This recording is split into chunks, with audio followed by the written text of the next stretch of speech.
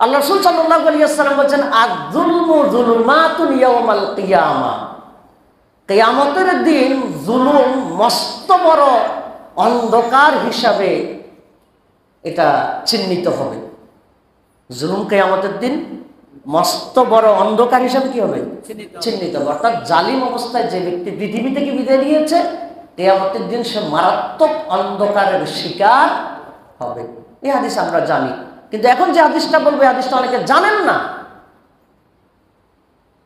হাদিসটা ভালো করে শুনে নেন, বাড়িতে গিয়ে পড়ে দেখবেন।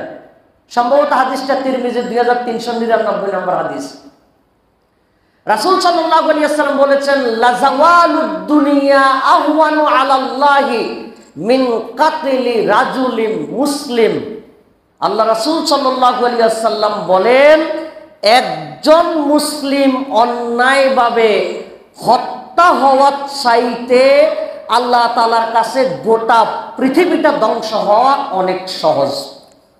হাদিস, কথা বুঝেন? পৃথিবীর মধ্যে মক্কা নাই? কথা বলেন, পৃথিবীর মধ্যে মক্কা নাই? পৃথিবীর মধ্যে মদিনা নাই? আল্লাহ রাসূল বলেন লাযাওয়ালুদ দুনিয়া, গোটা পৃথিবী ধ্বংস হয়ে গেলে আল্লাহ কিচ্ছু আসে যায় না, তারপরও আল্লাহ একজন নিরপরাধ মানুষের হত্যা চায় না। কত পরিষ্কার কথা।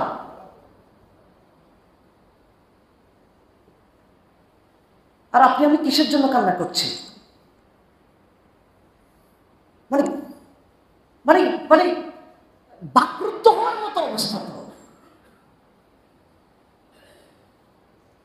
আমি বলছি না যে আমার যদি কোনো ক্ষয়ক্ষতি হয় সেটার জন্য কান্না করা যাবে না, এটা বলছি না, করা যাবে। আমার যদি কোনো ক্ষয়ক্ষতি হয় সেটার জন্য কান্না করা যাবে না, এটা বলছি না। আমি যদি কোনোভাবে ক্ষতিগ্রস্ত হই সেটা বলা যাবে, কিন্তু মানে আমি কোনটার জন্য কাঁদছি আর কোনটার জন্য কাঁদছি না, আমার বিবেককে তো প্রশ্ন করতে হবে। আমি আগে বলছি, আমি আয়াত বলবো, অর্থ বলবো, আর কিছু উদাহরণ বলবো। এবার একটা উদাহরণটা আপনারা মিলে আনেন, একটা উদাহরণটা মিলে আনেন, পরে আরেকটা হাদিস বলবো। হাসি আসে। এক লোকের পায়ে মারাত্মক সমস্যা, এটা হলো উদাহরণ। হাসপাতালে ডাক্তার দেখানো, ডাক্তার রিপোর্ট দেখে বলছে যে আপনার জন্য দুইটা খবর আছে, আপনার জন্য দুইটা, একটা সুখের খবর আর একটা দুঃখের খবর। কোনটা আগে বলবো? না, সে বলতেছে, মানে ডাক্তারের জিজ্ঞাসা করছে আপনার জন্য দুইটা খবর, একটা সুখের খবর আর একটা দুঃখের খবর। খুব ভালো করে বুঝেন, শুধু গল্পের জন্য বলছি না, আপনার বিবেককে নাড়া দেওয়ার জন্য বলছি। বলছে দুঃখের খবরটা আগে বলেন, সুখের খবরটা শুনে অন্তত দুঃখটা যাতে কিছুটা কাটা যায়। মানে পরে যদি সুখেরটা শুনি হয়তো দুঃখটা কিছু কাটা যেতে পারে। তো দুঃখের খবর কি? দুঃখের খবর হলো আপনার পা দুটা বিকল হয়ে গেছে, আপনার পা দুটা কেটে ফেলতে হবে, এটা হলো দুঃখের খবর। সুখের খবর কি? বলছে আপনার পুরাতন জুতাগুলো তো আর কাজে লাগবে না, একজন মানুষে বলছে আপনার পুরাতন জুতাগুলো কিনবে। তামাশা দেখেছেন? তামাশা দেখেছেন? আপনার দুঃখের খবর হলো আপনার পা দুটা কাটা যাবে, আপনার সুখের খবর হলো আপনার পুরাতন জুতাগুলো কিনবে। কোথায় আমার পা আর কোথায় আমার পুরাতন জুতা? কথা কি বুঝেন কিনা? এবার হাদিস শোনেন। আমি আগে বলছি আয়াত বলবো, হাদিস বলবো, দুই একটা উদাহরণ বলবো। হাদিস শুনুন এবার। আল্লাহ রাসূল সাল্লাল্লাহু আলাইহি ওয়াসাল্লাম বলেছেন, লা ইয়াদখুলুল জান্নাতা মান কানা ফি কলবিহি মিসকালা যাররাতিন মিনাল কিবির। যার পরিমাণে, যার হৃদয়ে সরিষা পরিমাণ অহংকার আছে। কি পরিমাণ? কি পরিমাণ? সরিষা পরিমাণ অহংকার আছে, সে জান্নাতে যাবে না। কি থাকলে জান্নাতে যাবে না? কতটুক থাকলে? তাহলে অহংকার জিনিসটা কি? না, অহংকারের সংজ্ঞা কি আপনি আমি বলার দরকার, আবার হাদিস থেকে জানবো। আল্লাহ রাসূল সাল্লাল্লাহু আলাইহি ওয়াসাল্লাম বললেন, ইয়া রাসূলুল্লাহ, ইন্নার রাজুলা ইউহিব্বু আন ইয়াকুনা আইয়াকুনা না'লুহু হাসানা ওয়া তাওবুহু হাসানা।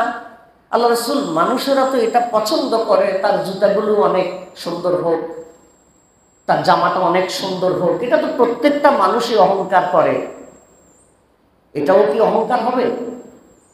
রাসূল সাল্লাল্লাহু আলাইহি ওয়াসাল্লাম বলছেন, যার অন্তরে সরিষা পরিমাণ অহংকার আছে সে জান্নাতে।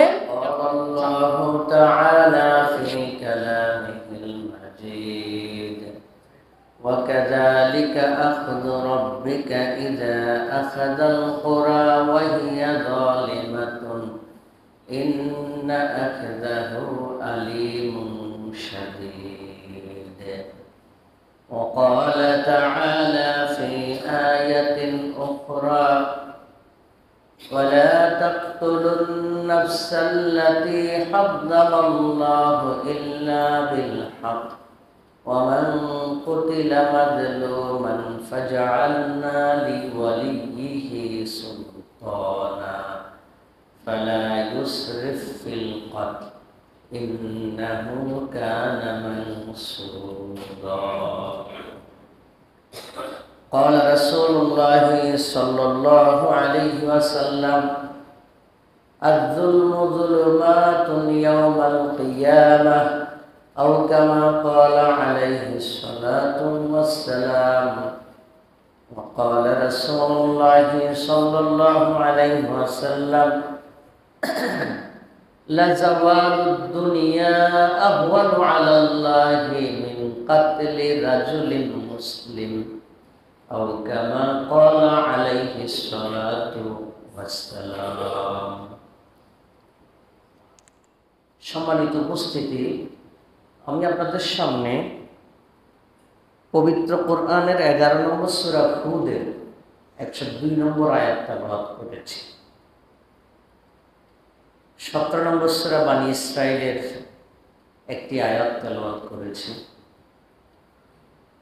রাসূল সাল্লাল্লাহু আলাইহি ওয়াসাল্লামের অগণিত হাদিস থেকে 2টি হাদিস পাঠ করে শুনিয়েছি। যে আয়াতগুলো আমরা শুনলাম, যে হাদিসগুলো আমরা শুনলাম, সে আয়াত এবং হাদিসের আলোকে আজকে আমরা জুলুম কাকে বলে, জুলুমের পরিণতি কি, জালিমকে যারা সাহায্য করে ইসলাম তাদের ব্যাপারে কি বলে, জুলুমের শিকার হয়ে যারা পৃথিবী থেকে বিদায় নেয় ইসলামের দৃষ্টিতে তাদের হুকুম কি, এবং পৃথিবীতে ভয়ঙ্কর যারা জালিম ছিল তার মধ্যে অন্যতম একজন ছিল ফেরাউন। সেই ফেরাউনের বৈশিষ্ট্য কি ছিল, সরাসরি কোরআন এবং হাদিস থেকে 2-4টা উদাহরণ সহকারে আমি আপনাদের সামনে বিষয়গুলো তুলে ধরার জন্য চেষ্টা করব ইনশাআল্লাহ। আমা তাওফীকি ইল্লা বিল্লাহ আলাইহি তাওয়াক্কালতু ওয়া ইলাইহি উনীব ওয়া হুয়া রাব্বুল আরশিল আযীম। মূল কথায় যাওয়ার আগে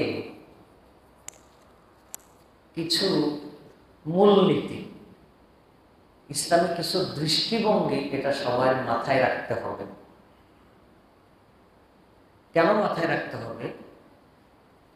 কারণ ইসলাম একটা চমৎকার ভারসাম্যপূর্ণ ইনসাফপূর্ণ জীবন বিধান। সুবহানাল্লাহ।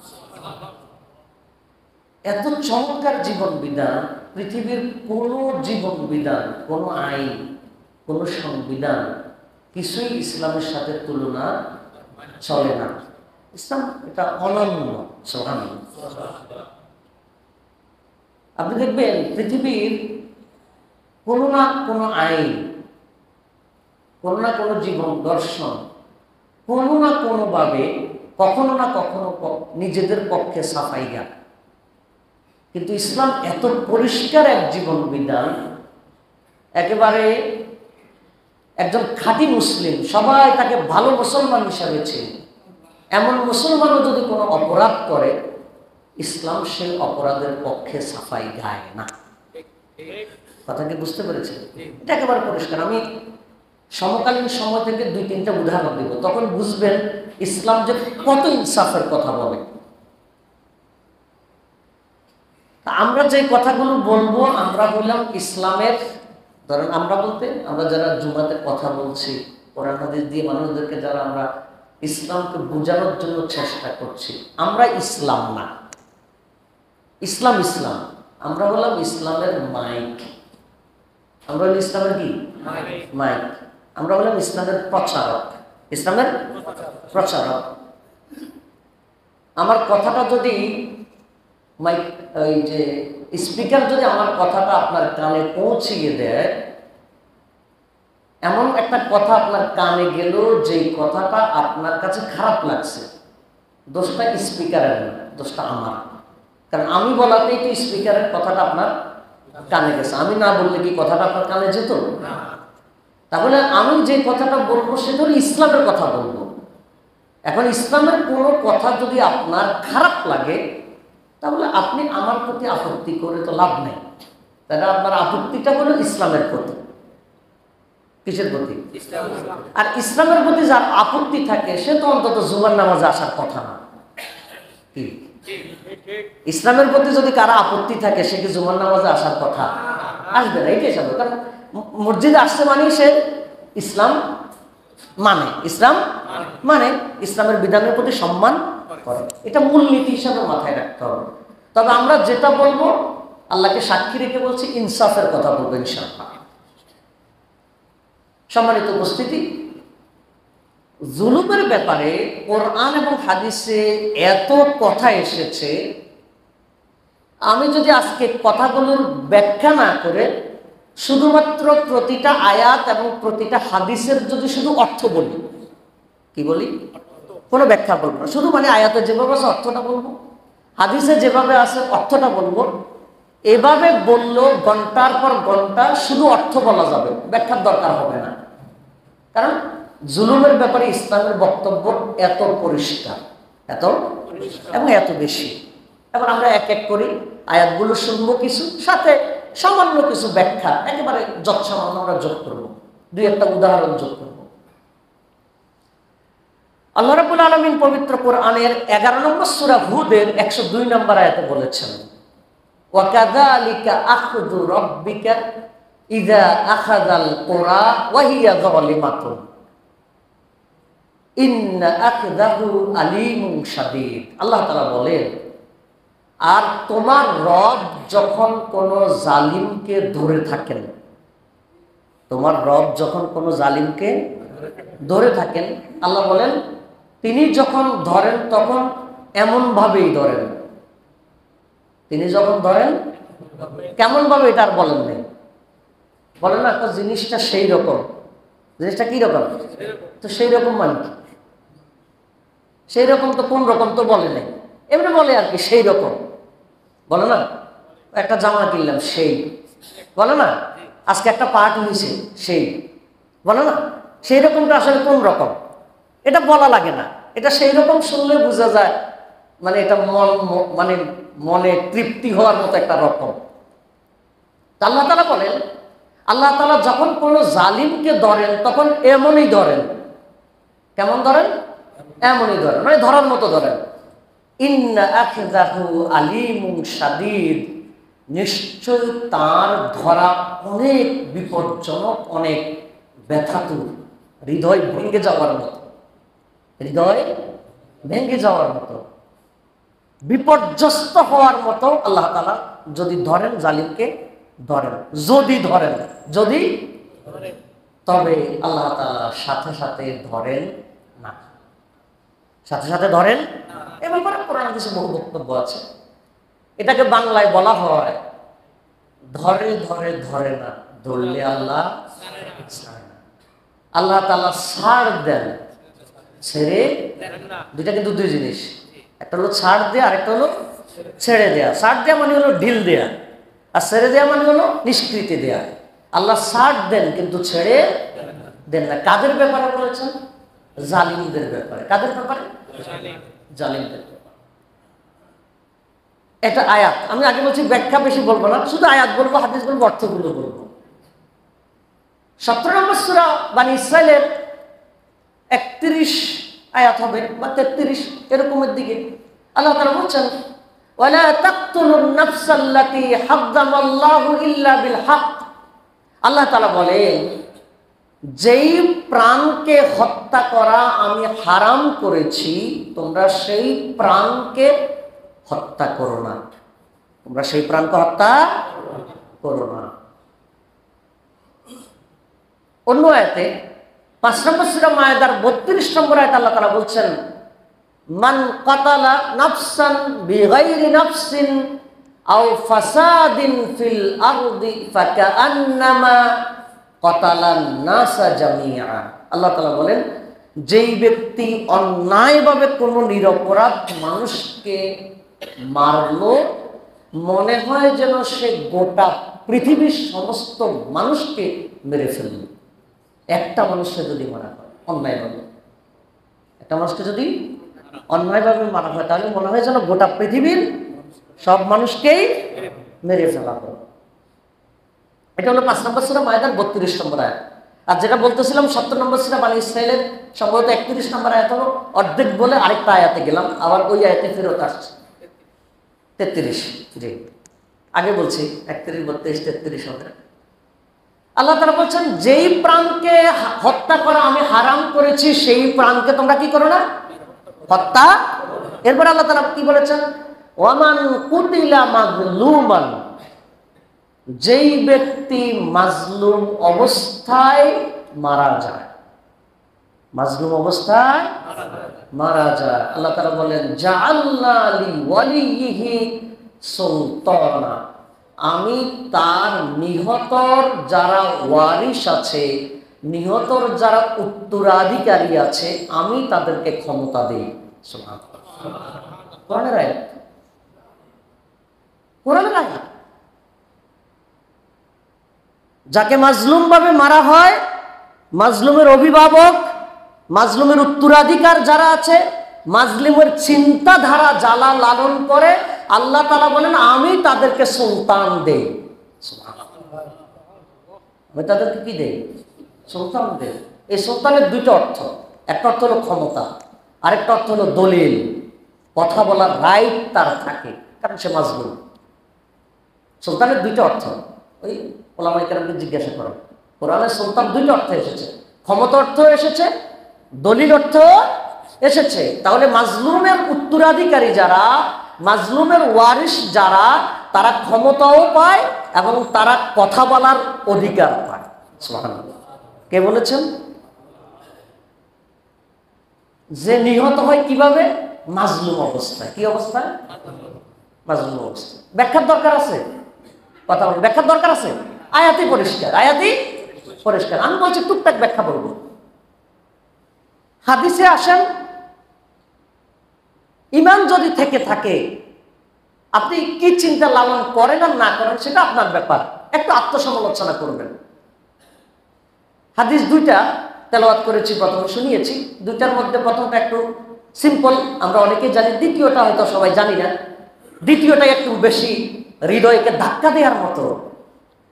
প্রথমটা হলো, আল্লাহ রাসূল সাল্লাল্লাহু আলাইহি ওয়াসাল্লাম বলেন, আয-যুলমু যুলমাতুন ইয়াওমাল কিয়ামা, কিয়ামতের দিন জুলুম মস্ত বড় অন্ধকার হিসাবে এটা চিহ্নিত হবে। জুলুম কিয়ামতের দিন মস্ত বড় অন্ধকার হিসাবে কি হবে? চিহ্নিত হবে। অর্থাৎ জালিম অবস্থায় যে ব্যক্তি পৃথিবী থেকে বিদায় নিয়েছে, কিয়ামতের দিন সে মারাত্মক অন্ধকারের শিকার হবে। এই হাদিস আমরা জানি, কিন্তু এখন যে হাদিসটা বলবো, হাদিসটা অনেকে জানেন না। হাদিসটা ভালো করে শুনে নেন, বাড়িতে গিয়ে পড়ে দেখবেন। সম্ভবত হাদিসটা তিরমিজি 2399 নম্বর হাদিস। রাসূল সাল্লাল্লাহু আলাইহি ওয়াসাল্লাম বলেছেন, লাযাওয়ালুদ দুনিয়া আহওয়ানু আলাল্লাহি মিন কাতলি রাজুলিন মুসলিম। আল্লাহ রাসূল সাল্লাল্লাহু আলাইহি ওয়াসাল্লাম বলেন, একজন মুসলিম অন্যায়ভাবে হত্যা হওয়ার চাইতে আল্লাহ তাআলার কাছে গোটা পৃথিবীটা ধ্বংস হওয়া অনেক সহজ। হাদিস। কথা বুঝেন? পৃথিবীর মধ্যে মক্কা নাই? কথা বলেন, পৃথিবীর মধ্যে মক্কা নাই? পৃথিবীর মধ্যে মদিনা নাই? আল্লাহ রাসূল বলেন লাজাওয়ালুদ দুনিয়া, গোটা পৃথিবী ধ্বংস হয়ে গেলে আল্লাহ কিচ্ছু আসে যায় না, তারপর আল্লাহ একজন নিরপরাধ মানুষের হত্যা চায় না। কত পরিষ্কার কথা।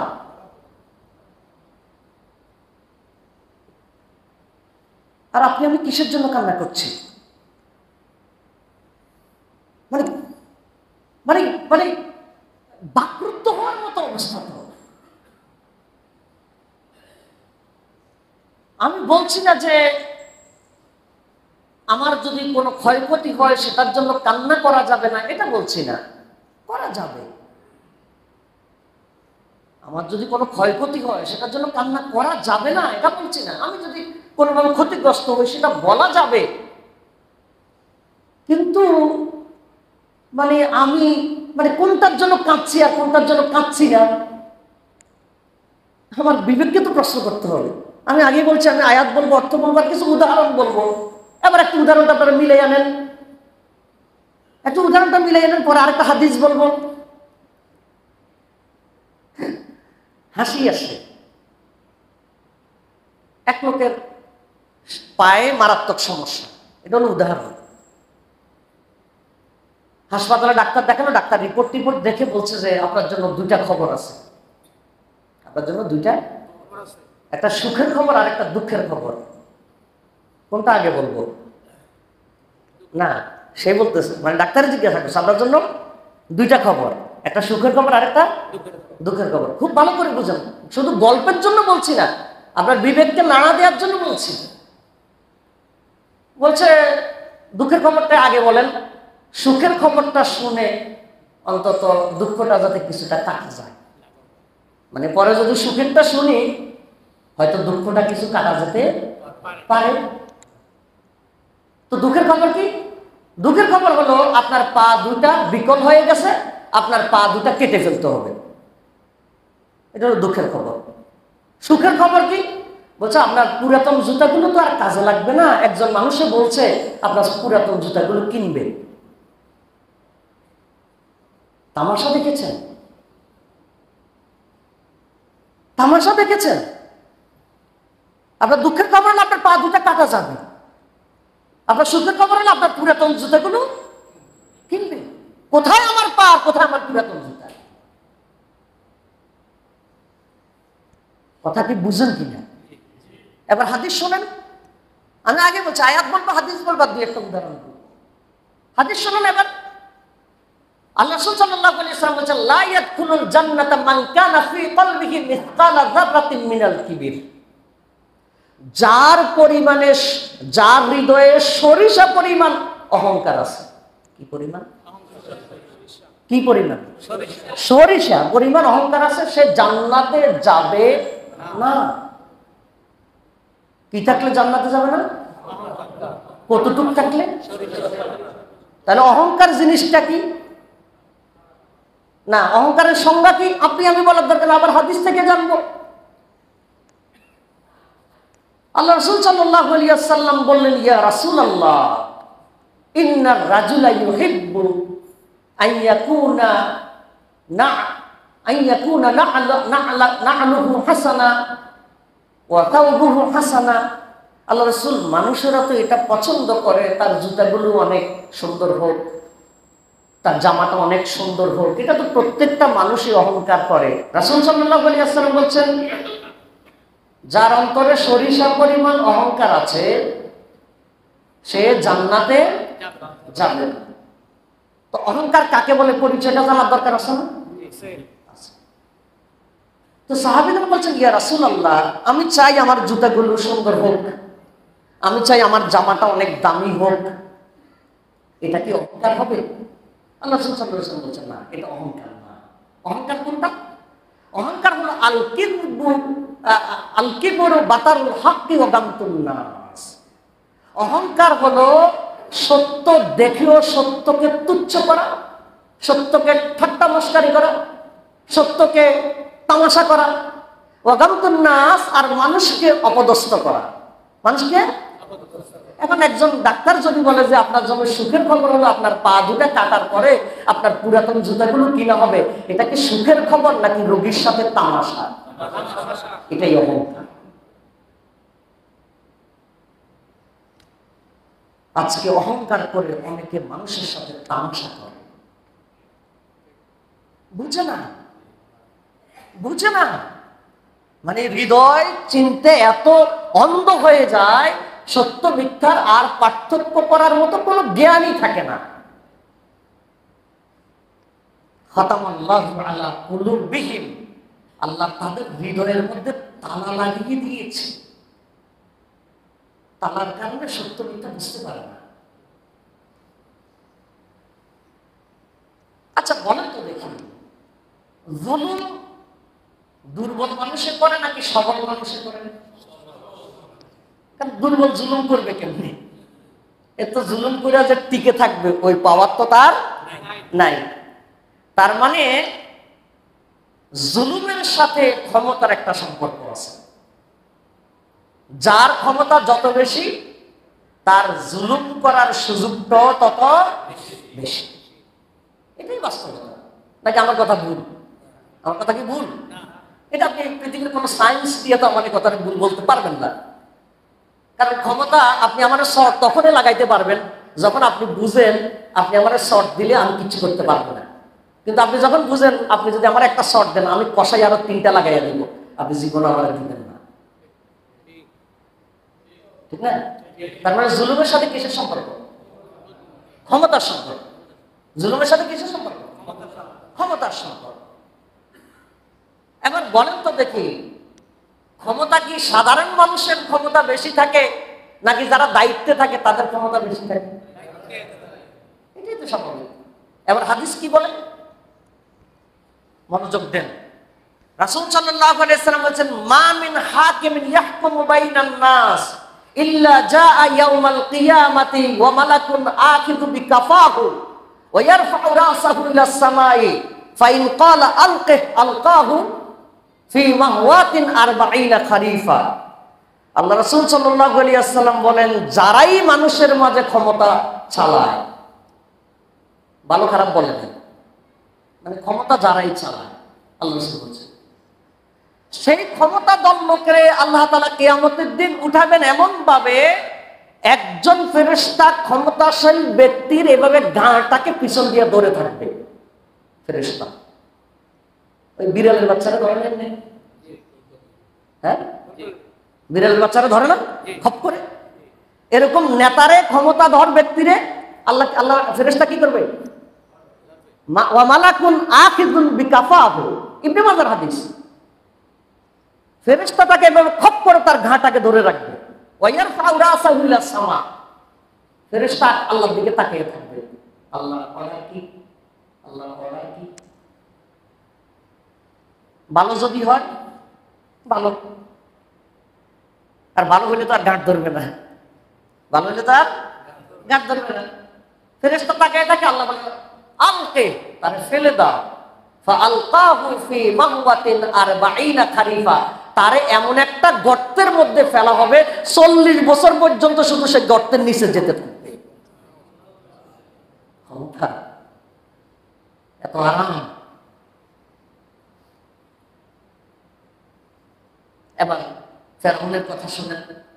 মানে আমরা তো বহুবার, আল্লাহ শুকরিয়া আলহামদুলিল্লাহ, আমি আপনাদের এখানে কথা বলে প্রায় 8 বছর চলতেছে আলহামদুলিল্লাহ। আমি ভাবি নাই এত বছর এখানে কথা বলতে পারবো, আলহামদুলিল্লাহ। এই জন্য আপনাদের প্রতি আমি কৃতজ্ঞ। আমি ভাবছিলাম হয়তো 2-4 বছর 2-4 মাস কথা বললেই বললো যে হুজুর আর আপনার আশা লাগবে না। আলহামদুলিল্লাহ এখন আসি, আলহামদুলিল্লাহ।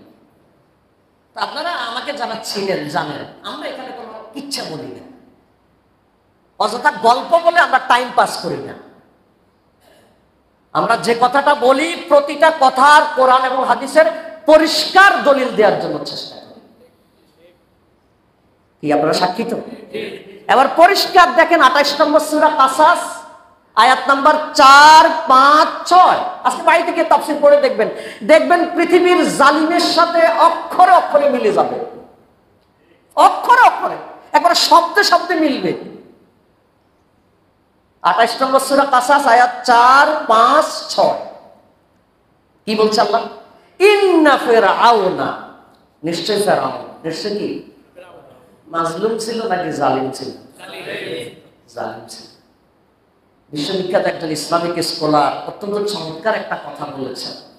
বলছেন আল্লাহ তাআলার শুকরিয়া, কোরআনের মধ্যে ফেরাউনের ঘটনাটা সঠিকভাবে তুলে ধরেছেন।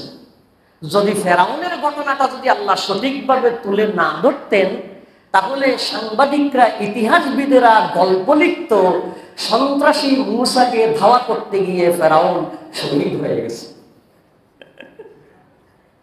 কথা বুঝলেন? আল্লাহ তো কোরআনের মধ্যে বলে দিয়েছে সন্ত্রাসীকে আর জালিমকে আর মাজলুমকে। আল্লাহ কি কোরআনে বলে দেন নাই? কথা বলেন, বলে দিয়েছেন কিনা? মাজলুম কি ফেরাউন নাকি মূসা? মাজলুমকে মূসা, আর জালিমকে এটা আমরা জানলাম কিসের মাধ্যমে? কোরআনে যদি এটা না থাকতো তাহলে সাংবাদিকরা বলতো সন্ত্রাসী মূসাকে ধাওয়া করতে গিয়ে ফেরাউন শহীদ হয়ে গেছে। এবার আয়াত দেখেন, ইন্না ফিরআউনা, আল্লাহ বলছেন নিশ্চয় ফেরাউন, নিশ্চয়ই কি করেছে? আলা ফিল আরদ, বলছি প্রতিটা শব্দ মিলে যাবে। ফেরাউন দুনিয়ার মধ্যে বাহাদুরি করেছে, ক্ষমতা দম্ভ দেখিয়েছে। কি বলতেছে? মূসা আলাইহিস সালাম যখন বলছে যে আল্লাহকে মানো, ফেরাউন বলতেছে যে ওমা রাব্বুল আলামিন। রাব্বুল আলামিন আবার কে? দেখছেন তার কথা?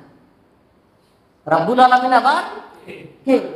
19 নম্বর সূরা নাজিয়াতে 24 নম্বর আয়াতে আল্লাহ তাআলা উল্লেখ করেছেন, ফেরাউন বলতেছে আনা রাব্বুকুমুল আলা, আমি তো তোমাদের সবচেয়ে বড় খোদা।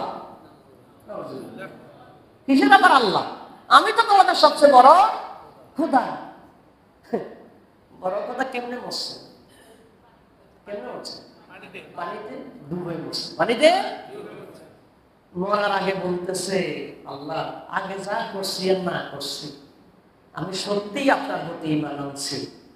এবং আল্লাহ, আপনি যদি বিশ্বাস না করেন, অন্য কোনো আল্লাহ না, যে মূসারে এতক্ষণ পর্যন্ত ধাওয়া করছি, ওই মূসা যে আল্লাহরে মানে, আল্লাহ আমিও আপনি সেই আল্লাহরেই মানতেছি।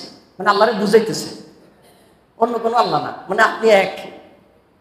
আল্লাহ বলতেছে আল্লাহ, এখন এখন এখন গলার মধ্যে কি চলে আসছে? শ্বাস চলে আসছে। গলার মধ্যে যখন শ্বাস চলে আসে তখন আর কি নেই? চান্স নাই। চান্স যতক্ষণ ছিল, ও যতক্ষণ পর্যন্ত পানিতে নামও নাই ততক্ষণ পর্যন্ত তাও একটু চান্স ছিল। পানিতে নেমে গেছো, মুসারে পাইলে সাইজ করে ফেলবা। এখন পানিতে যখন ডুবে যাচ্ছে, এখন বলতেছে আল্লাহ আমি তোমার প্রতি ঈমান আনলাম। আল্লাহ বলেন আল-আন, এখন আসাইতা, তুই বিদ্রোহ করেছিলি, ওয়াকুনতা মিনাল মুফসিদিন, তুই তো বড় একটা সন্ত্রাসী ছিলি, তুই তোর এখন তাওবা কোনো কাজে আসবে না। তো ফেরাউন কি করছে? ইন্না ফিরআউনা আলা ফিল আরদ, জমিনের মধ্যে কি করছে?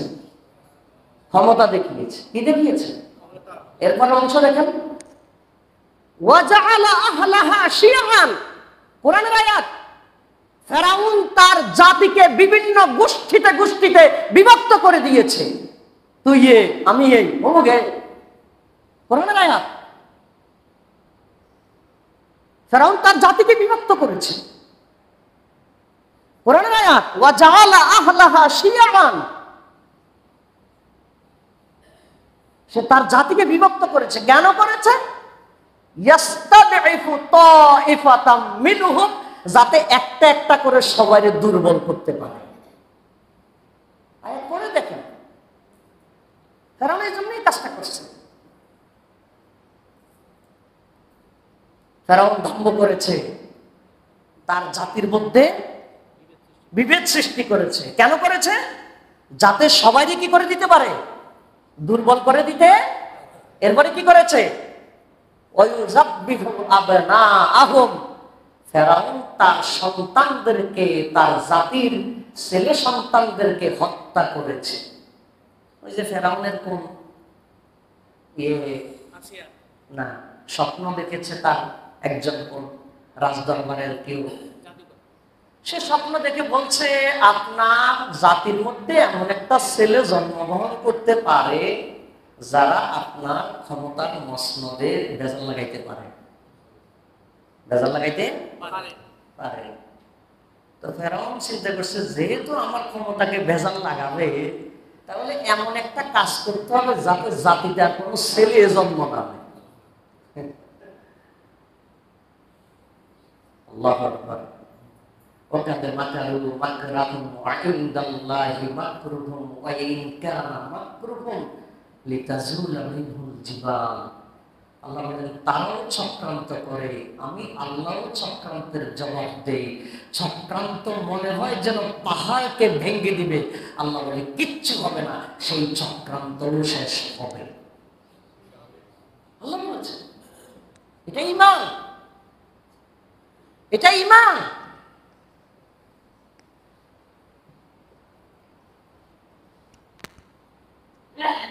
মাওলানা রফিকুল ইসলাম মাদানী ছিলেন মৌলভী, ছোট আকৃতিতে ছোট, বয়সও বেশি না, বয়সও মিনিমাম আমার সাথে কোনো 10 বছর কম হবে, কম করে হইল। সেই রফিকুল ইসলাম মাদানী তিনি গত পরশুদিন একটা লেখা লিখেছেন, বলছে এতদিন পর্যন্ত এটা অনলাইনে লিখি নাই, এখন যেহেতু সময় আসছে এজন্য লিখতেছি। বলছে আমার সাথে যে সকল উলামায়ে কেরামগণ বন্ধু বান্ধব হিসেবে সম্পর্কিত তারা সবাই জানে, এটা নতুন না, তারা জানে, আমার বন্ধু বান্ধবদেরকে সবাইকে আমি বলছি, কিন্তু আজকে এটা আমি ওপেন সাধারণ মানুষের সামনে উন্মুক্ত করলাম। গত 2-3 দিন আগে একটা লেখা লিখেছে। তিনি বললেন একদিন হঠাৎ করে বিকালবেলা আমার হাতার মাপ নিতেছে, বডির মাপ নিতেছে, আমার গলার মাপ নিতেছে, আমার শরীরের মাপ নিতেছে, জামা কাপড় যেভাবে সিলাই টেইলার দর্জি এভাবে মাপ নিচ্ছে, তাও চোখ বান্ধা অবস্থা। কি অবস্থা? তিনি বললো যে আমি বুঝলাম না এভাবে আমার মাপ নিতেছে কি কারণে। পরের দিন আমার এক জায়গায় নিয়ে গেল, গিয়ে আমার এই শার্ট একটা পরাইছে, আমার লুঙ্গি খুলে আমার মাপ মতো যে প্যান্ট বানাইছে এই প্যান্টটা আমারে পরাইছে, পরাইয়া একটা পার্কের মতো এক জায়গায় নিয়ে গেছে, নিয়ে সেখানে একটা মহিলারে বসাইছে, আমারে জোর করে ধরে মহিলারে জড়াইয়া ধইরাইয়া 8-10টা ক্যামেরা দিয়ে আমার ছবি তুলছে। বলছে আমার হাতে সিগারেট দিয়ে দিছে, বলছে আমি এতদিন কারণে বলি নাই, আজকে এটা বললাম। বলছে রোজার মাস ছিল, বলছে আমি 2 হাঁটুর উপরে ভর দিয়া সারাটা রাত আল্লাহকে বলছে আল্লাহ আমারে যে অপমান করছে তারে তুমি অপমান করিয়ে।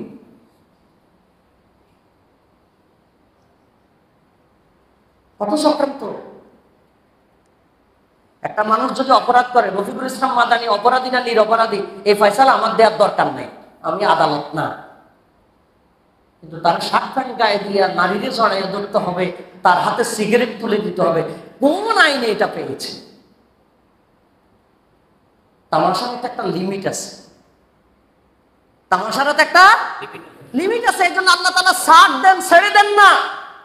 ওয়াকাদ মাকারু মাকরাহুম ওয়া ইনদাল্লাহি মাকরুহুম ওয়া ইন কানা মাকরুহুম লিতাজুলা মিনহুল জিবাল। চক্রান্ত হতেই থাকে, এক পর্যায়ে মনে হয় পাহাড় টলে যাবে। আল্লাহ বলেন কিচ্ছু না, সব চক্রান্ত আল্লাহ সহজ করে দিবেন। আল্লাহু আকবার। এটা কোরআন, সন্দেহ হয়? তাহলে ফেরাউন কি করেছে?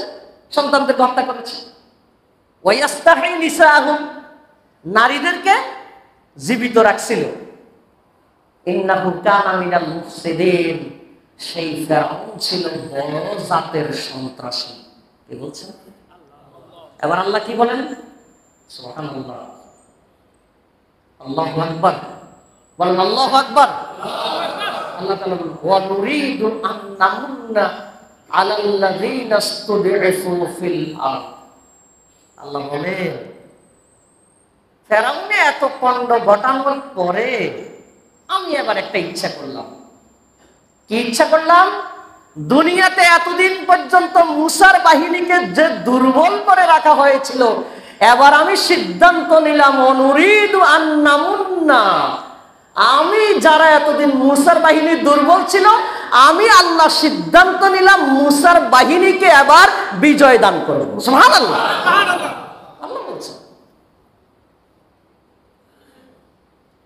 ওয়ানাজআলাহুম আইম্মা, আল্লাহ বলেন আমি তাদেরকে নেতা বানাবো। কাদেরকে? যারা এতদিন কি ছিল? মাজলুম ছিল। আল্লাহ বলেন ঘটনা যদি মিলে যায় আমি কি করব? আর মিলার তো দরকার নাই, এটা কোরআন আয়াত নাযিল হয়েছে 1400 বছর আগে, এটা কোনো কালকে নাযিল হয়নি। এটা কালকে নাযিল হয়েছে না, 1400 বছর আগে নাযিল হয়েছে। আল্লাহ বলেন যারা দুর্বল ছিল আমি সিদ্ধান্ত নিলাম দুর্বলদেরকে কি করব? নেতা বানাবো। ওয়াজআলনাহুম ওয়ারিসিন, এবং আমি তাদেরকে পৃথিবীর মালিকানা দিব। সুবহানাল্লাহ, আল্লাহু আকবার। কেন করবে? আল্লাহ আমার জবাব দিচ্ছে। সুবহানাল্লাহ, এটা আমাদের ঈমান, এটা আমাদের ঈমান। কেন এটা করবেন আল্লাহ বলছেন? আল্লাহ বলছেন আমি এটা কেন করব? অনুমাক্কিনা লাহুম ফিল আরদ, আল্লাহ বলেন আমি এটা করব তাদেরকে জমিনে শক্তিশালী করার জন্য। আরেকটা কারণে করব, অনুরিয়া ফিরআউনা ওয়া হামানা ওয়া জুনুদাহুমা মিনহুম। আল্লাহ কয় আমি দুই কারণে করব। এক কারণ হলো মাজলুমদেরকে শক্তিশালী করব, আরেকটা হলো ফেরাউনের দেখাবো, হামানরে দেখাবো, ফেরাউন এবং হামানের বাহিনীদেরকে দেখাবো এতদিন যে সতর্ক করেছিলাম, সতর্করে যে গুরুত্ব দেশ নাই, আজকে সচক্ষে দেখে নে। আল্লাহু আকবার। আল্লাহ বলল আমি এই জন্য করব, কারণ বহুত দিন আমি তোদেরকে কি করছি? সতর্ক করছি। বহুত দিন কি করছি? তাহলে পৃথিবীর সেরা জালিম কে ছিল? ফেরাউন। জুলুম থেকে আমাদেরকে বাঁচতে হবে। জুলুম করা যাবে না, জুলুমের শিকারও হওয়া যাবে না। আমি ইনসাফের কথা শুরুতে বলেছিলাম, ইসলাম ইনসাফের কথা বলছি না? আমি দুইটা ঘটনা বলবো, ইনসাফের জন্য বলবো। যাত্রাবাড়িতে একজন পুলিশ সদস্যকে মেরে টানানো হয়েছে, নিঃসন্দেহে এটা অপরাধ। এই ভয়ঙ্কর অপরাধকে কোনোভাবেই সাফাই গাওয়ার কোন সুযোগ নাই, কখনো না, প্রশ্ন আসে না। মারামারিতে, ঠেলাঠেলিতে, ধাক্কাধাক্কিতে, রাগে ক্ষোভে, ধাক্কাধাক্কিতে, গুলিতে, পাথরে মরে গেছে, সেটা এক জিনিস। মারার পরে আবার লাশকে টানানো, সেটা কোনোভাবেই ইসলাম সমর্থন করে না। ইনসাফের জন্য আমি কথাটা বললাম, কিন্তু আরেক দৃষ্টিকোণ থেকে ক্লাস 5-এর ছেলে বাসায় বসে আছে, তার দেয়ালের গ্লাস ভেঙে গুলি তার মাথার ভিতরে ঢুকে, ক্লাস 5-এর ছেলের মাথার এক প্রান্ত দিয়ে গুলি ঢুকে আরেক প্রান্ত দিয়ে গুলি বের হয়ে ঘরে বসা চাচার কান্দে গিয়ে গুলি লাগছে।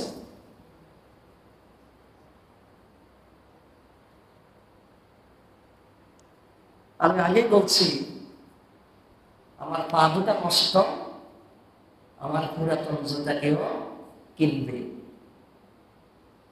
সুখের খবর আর দুঃখের খবর একটু কষ্ট করে আপনি পাল্লা দিয়ে যোগ বিয়োগ করতে হবে। অপরাধ অপরাধ, পুলিশকে টানানো মারাত্মক অপরাধ, কিন্তু এর বাহিরে যত অপরাধ হয়েছে, দুই অপরাধের মধ্যে তারতম্য করলে কোন পাল্লা কোন দিকে যাবে এটা বোঝার জন্য মেট্রিক পাস করা লাগে না। মেট্রিক পাস করা, আপনি কোনটাকে প্রাধান্য দিবেন না দিবেন সেটা আপনার ব্যাপার, আপনার বিবেক আছে, আপনি আল্লাহর কাছে জবাব দিবেন। এখন কাজ কি? যারা, আমি শুরুতে বলছি, ওমান আল্লাহ রাসূল সাল্লাল্লাহু আলাইহি ওয়াসাল্লাম বলেছেন মান কুতিলা দুনা মাজলামাতিন ফাহুয়া শাহীদ, যেই ব্যক্তি মাজলুম অবস্থায় মারা গেছে সে শহীদ। সুবহানাল্লাহ। এজন্য আমি শুরুতে বলছি, ছাত্র হোক, পথচারী হোক, দলের কর্মী হোক, পক্ষের হোক বিপক্ষের হোক, প্রশাসনের লোক হোক, পুলিশ হোক, র্যাব হোক, বিজিবি হোক, শিশু হোক, নিরপরাধ ভাবে যারাই মারা গেছে তারাই কি হবে? কিন্তু কে কতটুকু অপরাধ করেছে দুনিয়ার ক্যামেরায় ধরা না পড়লেও আল্লাহর ক্যামেরায় রেকর্ড আছে নাকি নাই? আছে। অন্ধকার করে দিতে চাইলেও সবকিছু অন্ধকার করে দেয়া যায় না। এটাই বাস্তবতা। এত ব্যাখ্যা বিশ্লেষণ আর যাওয়া যাবে না। তাহলে জালিম হওয়া যাবে না। জালিমের সহযোগী হওয়া যাবে না। জালিমের সহযোগী হইলে কি হয়? মজাদার হাদিস। আল্লাহ রাসূল সাল্লাল্লাহু আলাইহি ওয়াসাল্লাম বলেন, মান নাসারা কওমাহু আলা গায়রিল হাক্কি ফাহুয়া কাল বাঈর আল্লাযী রাদা ফাহুয়া ইউনজাউ আলা জানাবি। চমৎকার হাদিস। আল্লাহ রাসূল সাল্লাল্লাহু আলাইহি ওয়াসাল্লাম বলেন, কোন ব্যক্তি যদি অন্যায়ভাবে কারো পক্ষ নেয়, কিভাবে? অন্যায়ভাবে। আমার বসে যা করছে তা সব ঠিক, আমার হুজুরে যা হচ্ছে তা সব ঠিক, আমার নেতা নেত্রী যা বলছে তা ঠিক, আমার মিডিয়া যা দেখাইছে তা ঠিক। অন্যায়ভাবে বাছ বিচার না করে যদি কেউ অন্যায়কারীকে বাঁচানোর জন্য চেষ্টা করে, আল্লাহ রাসূল কি বলেছেন? চমৎকার হাদিস। যেই লোকে জালিমেরে বাঁচাইতে যায় তার উদাহরণ হলো এমন একটা উটের মতো, যেই উট গর্তে 4 ভাগের 3 ভাগ পড়ে গেছে। গর্তে 4 ভাগের 3 ভাগ, হাদিসে 4 ভাগের 3 ভাগ নাই, মানে হাদিসের বর্ণনা যেভাবে এটা এরকম আর কি। অর্থাৎ উটের মাথা, উটের সামনের 2 পা, পিছনের 2 পাও পড়ে পড়ে যাওয়া অবস্থা। উট একটা পড়তেছে গর্তে। এখন এক লোকের দয়া জাগছে, উটিটারে গর্ত থেকে বাঁচাবে। উটিটারে গর্ত থেকে এখন হে গিয়ে উটের লেজ ধরে টানতেছে। উটের লেজ ধরে হাদিসে বলেন তো দেখি, যে উটের মাথা পড়ে গেছে, সামনের 2 পা পড়ে গেছে, পিছনের 2 পাও যায় অবস্থা, এমন অবস্থায় যদি কেউ উটের লেজ ধরে যদি টানে, এই উট উঠবে না এই ব্যাক কলও খাবে যাবে? কথা বুঝছেন নি কিছু? আল্লাহ রাসূল বলছেন জালিমকে সাহায্য করতে যে না, জালিমকে সাহায্য করতে গেলে জালিম খাদে পড়লে তুমিও জালিমের সাথে কি করবা? খাদে পড়বা। হাদিস বানাইয়া বলি নাই। একটা উদাহরণ দিয়ে শেষ করে দিচ্ছি। জালিম অন্যায় যখন করে, ওই যে বাছ বিচার থাকে না, তখন নানান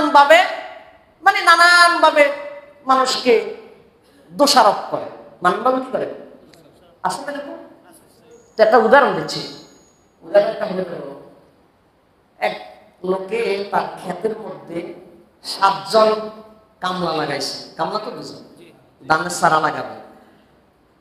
তো এটা কন্টাকে দিয়ে দিচ্ছে যে তোমরা লাগাই দিবা, দিন শেষে আমি তোমাদেরকে 2000 টাকা 3000 টাকা দিয়ে দিব। তো বিকালবেলা মালিক আসছে, আয়সা ক্ষেত দেখতেছে ঠিকঠাক ভাবে ধানের চারা লাগাইছে কিনা। তো মালিক এসে উত্তর কোণায় গেছে, উত্তর পশ্চিম কোণায় গেছে, গিয়ে দেখে যে এলোমেলো অবস্থা, কোনো সার নেই, মানে খামখেয়ালি করে লাগাইছে। তো মালিকে বলছে, এই তোরা যে কন্টাকে দিলাম টাকা কি মেলিবি, এখানে যে এই অবস্থা করলি ঘটনাটা কি? তো 7 জন যারা কর্মচারী ছিল তাদের মধ্যে একজন ছিল কানা, একজন ছিল কি কানা। তো ওই বাকি 6 জনে বলতেছে এটা কানা লাগাইছে। কে লাগাইছে? কানা লাগাইছে। তারপরে মালিকে ধরেন দক্ষিণ পশ্চিম কোণে গেছে, ওই জায়গাও দেখে যে অবস্থা।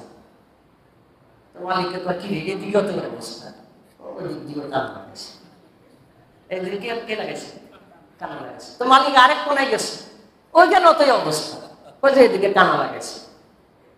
তো এইদিকে কি, ওইদিকেও কানা লাগাইছে। মালিকে বলছে ঠিক আছে কানা লাগাইছে, কানা ঠিকঠাক ভাবে লাগায় নেই, তবে আমি একটা জিনিস বুঝলাম, সারাদিন কাজ করলে কানাই করছে, তোরা কেউ কিছু করছিস। কথা বুঝছেন কিনা? তো সব দোষ যদি কানা দিয়ে দেন, তাহলে বুঝা যায় দেশে কানা ছাড়া আর কিছু নেই। আপনি কানার বিরোধিতা করতে গিয়ে তো কানার আরো প্রসার বাড়াইয়া দিলেন।